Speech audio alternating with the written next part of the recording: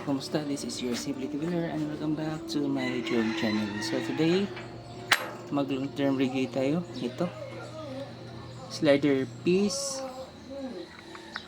galing binili ko sa Lazada. Ito ay slider piece ng Dr. Puli.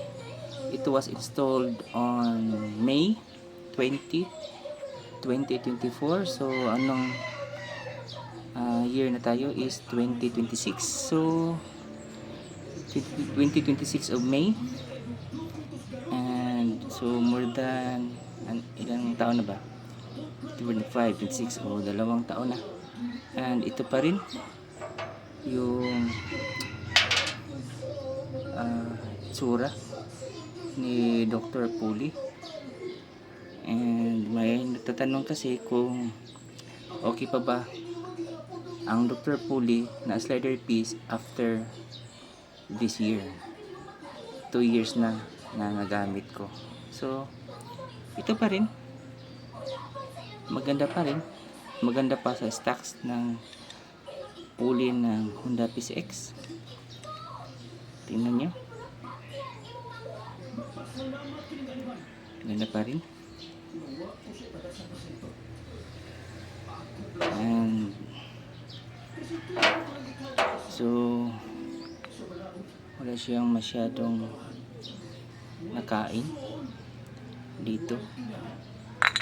And tingnan nyo, sakto pa rin yung play niya. So maganda talaga ang Dr. Puli na slider piece. So kaya ko binaklas ito dahil gusto ko rin siyang i-review ang performance ng Dr. Puli na ito, but at the same time itong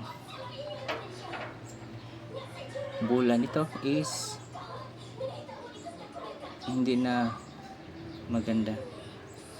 Ito ay bola pa rin ng Honda Flyballs.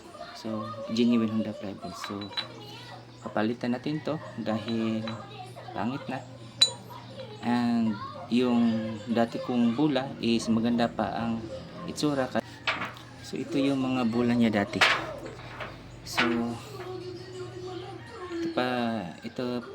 ito ang ipapalit natin, yung mga old bola.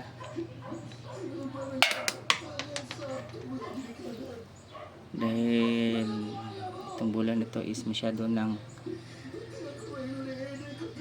kinain ng friction. Okay, so dito na lang kasi ang priority ko sa video nito is na long term review for this one, Dr. Puli. Hanggang dito na lang. Salamat. Thank you for watching. This is your Simply Winner. Bye bye.